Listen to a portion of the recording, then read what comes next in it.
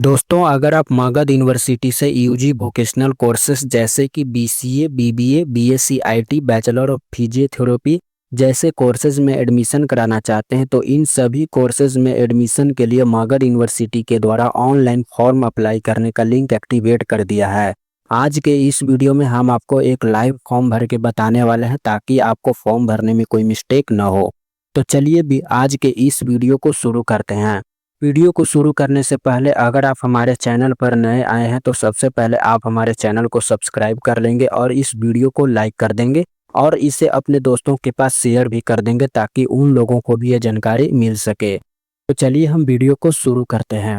तो form apply करने के लिए सबसे पहले आपको क्रोम ब्राउज़र को ओपन कर लेना है और यहाँ पे आपको आकर के सर्च करना है Magadh university online. Magadh university online लिख करके आप जैसे ही सर्च करेंगे सबसे फर्स्ट वेबसाइट आपको क्लिक करना है। क्लिक करने के बाद आपके सामने यह वेबसाइट कुछ इस तरह से खुल करके आ जाता है। अब यहाँ पे आप देखेंगे एक ऑप्शन आपको मिलता है online application for UG vocational admission, इसी पे आपको क्लिक करना है। इस पर क्लिक करते हैं तो आपके सामने यह एडमिशन फॉर्म खुल करके आ जाएगा। आपको यहाँ पे सभी जानकारी को अपने 10th या 12th के मार्कशीट के अनुसार भरना है। सबसे पहले आप यहाँ पे अपना फुल नेम लिखेंगे, उसके बाद आपका जो भी फादर्स नेम है वो फादर्स नेम को यहाँ पे डालेंगे, उसके बाद आपने यहाँ पे मदर्स नेम को डालेंगे। अब यहाँ पे जन्म तिथि को आपको बताना है। इस कैलेंडर के माध्यम से आप अपने डेट ऑफ बर्थ को, आपका जो भी डेट ऑफ बर्थ है वो डेट ऑफ बर्थ को यहाँ से सेलेक्ट कर लेंगे। उसके बाद आपका जो भी जेंडर है वो जेंडर को सिलेक्ट करेंगे। अब यहाँ पे आपको बताना है रिलीजन, आप कौन से रिलीजन से आते हैं वो रिलीजन को यहाँ पे सिलेक्ट करेंगे। फिर उसके बाद आपको यहाँ पे कोटा बताना है। अगर आप वार्ड कोटा या स्पोर्ट्स कोटा में से आते हैं तो यहाँ पे अपने अकॉर्डिंग यहाँ पे सेलेक्ट कर लेंगे। अगर आप इनमें से किसी भी कोटा से बिलोंग नहीं करते हैं तो आप यहाँ पे नॉट एप्लीकेबल पर टिक कर देंगे। अब यहाँ से आपको अपना कैटेगरी को बताना है। कैटेगरी आपका जो भी कैटेगरी है जैसे कि जनरल, BC1, BC2, SC या ST, तो आप अपने अकॉर्डिंग यहाँ पे अपने कैटेगरी को सिलेक्ट कर लेंगे। कैटेगरी को सिलेक्ट करने के बाद इस वाले में आपको अपना सब कैटेगरी को बताना है। सब कैटेगरी जैसे कि अगर आप गर्ल्स हैं तो गर्ल्स को सिलेक्ट कर लेंगे। जैसे कि अगर आप दिव्यांग हैं, किसी प्रकार के आप में दिव्यांगता है तो आप अपने अकॉर्डिंग यहाँ पे सिलेक्ट करेंगे। अगर आप इनमें से किसी से बिलोंग नहीं करते हैं तो यहाँ पे आप नॉट एप्लीकेबल को यहाँ पे सिलेक्ट कर लेंगे। उसके बाद आपको यहाँ पे बताना है कि क्या आप अल्पसंख्यक श्रेणी से आते हैं, तो अगर आप आते हैं तो यस कर देंगे, अगर नहीं आते हैं तो यहाँ पे नो पर ही टिक रहने देना है। उसके बाद आप नीचे आएंगे तो आपसे यहाँ पे मूल निवास राज्य पूछा जाता है। आप जिस भी राज्य से आते हैं अपने यहाँ पे निवास राज्य को सिलेक्ट करेंगे। उसके बाद आपको इस वाले बॉक्स में आपको अपना डोमिसाइल सर्टिफिकेट नंबर बताना है। आपका जो भी मूल निवास प्रमाण पत्र संख्या, वो निवास प्रमाण पत्र संख्या को इस वाले बॉक्स में डाल देंगे। अगर आपके पास निवास प्रमाण पत्र संख्या नहीं है तो इसको खाली भी छोड़ सकते हैं, ये भरना मैंडेटरी नहीं है। उसके बाद आपको यहाँ पे इस वाले बॉक्स में आपको अपना आधार नंबर बताना है। आधार नंबर को बताने के बाद आपको आना है यहाँ पे कॉन्टैक्ट डिटेल में। कॉन्टैक्ट डिटेल में सबसे पहले आपको अपना जो भी स्टेट है वो स्टेट को सिलेक्ट करेंगे। उसके बाद आपको यहाँ पे अपने डिस्ट्रिक्ट को सिलेक्ट करना है। डिस्ट्रिक्ट को सिलेक्ट करने के बाद यहाँ पे आपको अपना कंप्लीट एड्रेस को बताना है, जिसमें आप अपने विलेज, पोस्ट और पुलिस स्टेशन को यहाँ पर लिख सकते हैं। उसके बाद आपको यहाँ पे आपका जो भी पिन कोड है वो पिन कोड को यहाँ पे डाल देंगे। फिर इस वाले बॉक्स में आपको अपना मोबाइल नंबर बताना है और इसी मोबाइल नंबर को इसमें आपको दोबारा से भर देना है। अब अगर आपका परमानेंट एड्रेस और कोरस्पोंडेंस एड्रेस दोनों सेम है तो इस वाले पे टिक करेंगे तो आपका परमानेंट एड्रेस और कोरस्पोंडेंस एड्रेस दोनों यहाँ पे फिल होकर के आ जाएगा। अब इसके नीचे आएंगे तो सबसे पहले आपको एजुकेशनल डिटेल को भरना है। यहाँ पे आपको एजुकेशनल डिटेल में सबसे पहले आपको 10th की जानकारी को ऐड करना है। 10th आपने कब पास किया था वो पासिंग ईयर को यहाँ से सेलेक्ट कर लेंगे। पासिंग ईयर को सेलेक्ट करने के बाद आप कौन से बोर्ड से आप 10th एग्जाम पास किए थे वो बोर्ड को यहाँ पे सिलेक्ट करेंगे। उसके बाद आपको अब 10th का जो भी रोल कोड होगा वो रोल कोड यहाँ पे डालेंगे, जो भी रोल नंबर होगा वो रोल नंबर को यहाँ पे डालेंगे। इस वाले बॉक्स में आपको लिखना है कुल कितने अंक का आपका एग्जाम हुआ था, वो फुल मार्क्स को यहाँ पे डालेंगे। अब फुल मार्क्स में से आपको कितना अंक प्राप्त हुआ है वो प्राप्त अंक को यहाँ पे डालेंगे।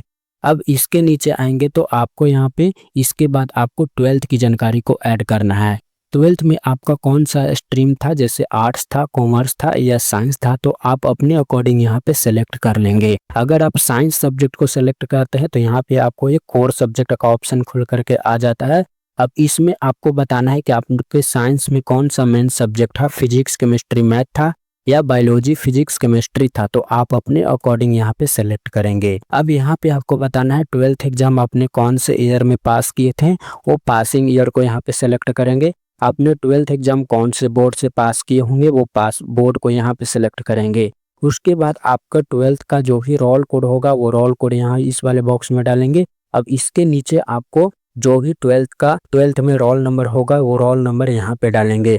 कुल कितने मार्क्स का आपका एग्जाम हुआ था वो मार्क्स, फुल मार्क्स यहाँ पे डालेंगे। फुल मार्क्स में से आपको कितना अंक प्राप्त हुआ था वो प्राप्त अंक यहाँ पे डालेंगे।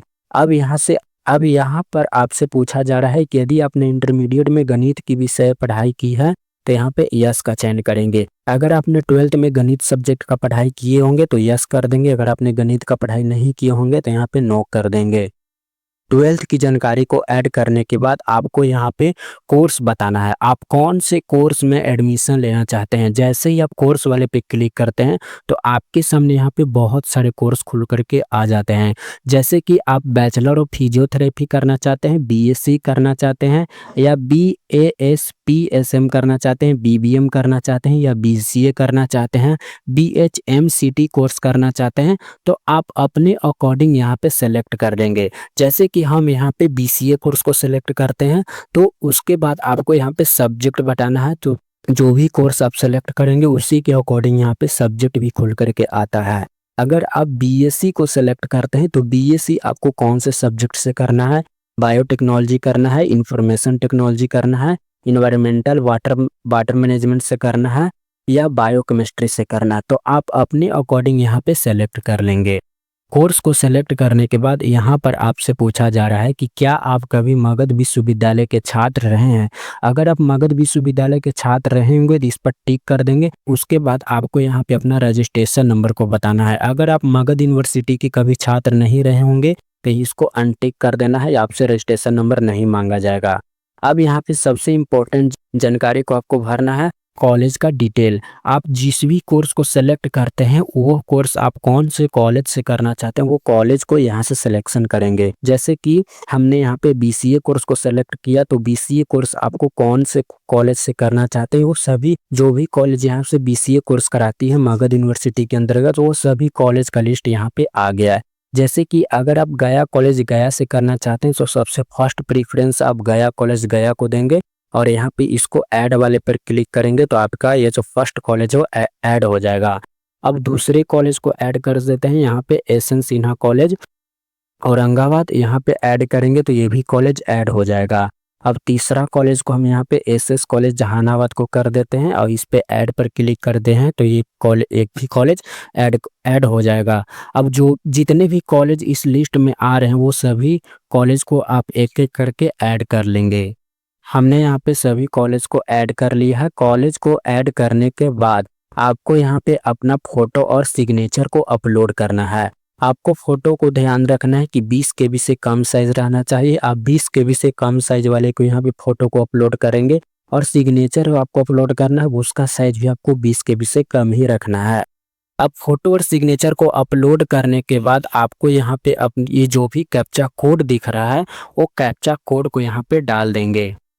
कैप्चा कोड को डालने के बाद यहाँ पे आपको yes I agree to above पर टिक कर देना है। टिक करने के बाद आपको यहाँ पे सेव एप्लीकेशन वाले बटन पर क्लिक करना है।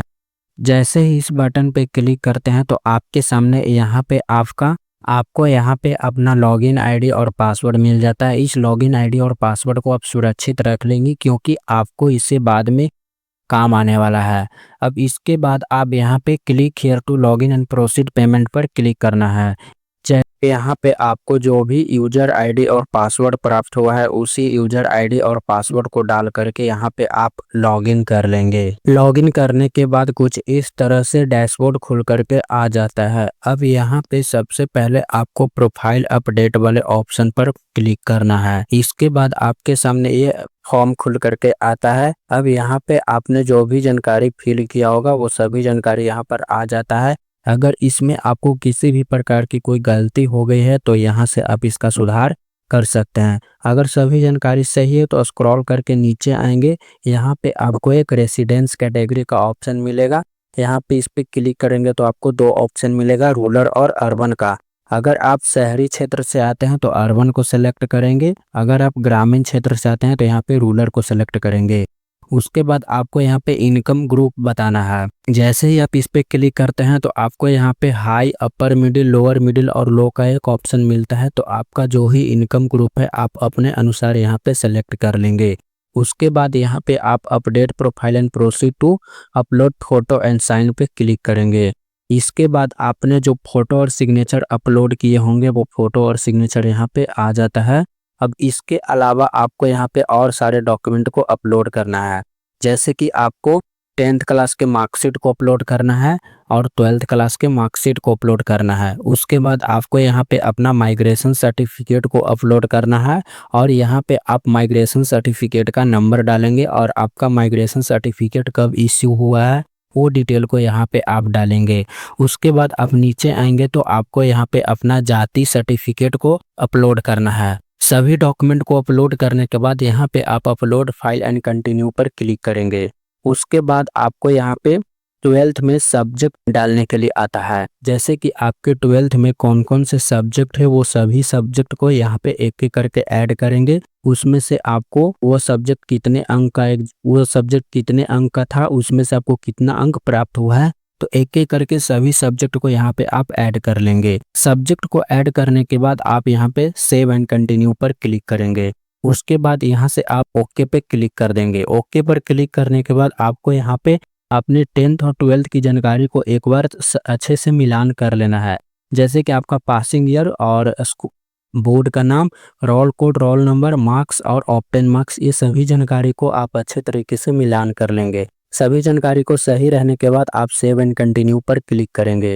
उसके बाद आपके सामने यहाँ पे कॉलेज का डिटेल, उसके बाद आपको यहाँ पे कोर्स एंड सब्जेक्ट को बताना है। तो आपने जो भी जानकारी वहाँ पे आप भरा था वो सभी जानकारी यहाँ पे आ जाती है। अगर आप इसको इसमें कोई किसी प्रकार की कोई चेंज करना है तो आप यहाँ से चेंज कर सकते हैं। उसके बाद आपको यहाँ पे कॉलेज का लिस्ट देखने को मिल जाता है। अगर सभी जानकारी यहाँ पर आपको सही लगता है, चाहे तो आप यहाँ से कॉलेज को डिलीट भी कर सकते हैं और न्यू कॉलेज को भी ऐड कर सकते हैं। अगर सभी जानकारी यहाँ पे आपको सही है तो सेव एंड कंटिन्यू पर क्लिक करेंगे।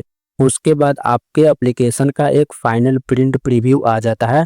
अब इस सभी जानकारी को आप यहाँ से अच्छे तरीके से चेक कर लेंगे। उसके बाद आपको प्रोसीड टू पेमेंट पे क्लिक करना है। तो आपके सामने यहाँ पे पेमेंट दिखा दिया जाएगा कि आपका अपना पेमेंट लग रहा है। अब पेमेंट करने के लिए आप प्रोसीड टू पेमेंट गेटवे पे क्लिक करेंगे तो आपके सामने यहाँ पे पेमेंट गेटवे का ऑप्शन खुल जाता है। अब यहाँ पे आप पेमेंट कर सकते हैं कार्ड के थ्रू, यूपीआई से और क्यूआर कोड और नेट बैंकिंग के माध्यम से आप यहाँ पे पेमेंट कर सकते हैं। तो आपको जिस भी माध्यम से पेमेंट करना है वैसे आप पेमेंट कर सकते हैं। जैसे ही आप पेमेंट कर लेते हैं तो पेमेंट सक्सेसफुल होने के बाद आपका फाइनल प्रिंट निकल जाता है, जिसको आप पीडीएफ बना करके रख लेंगे।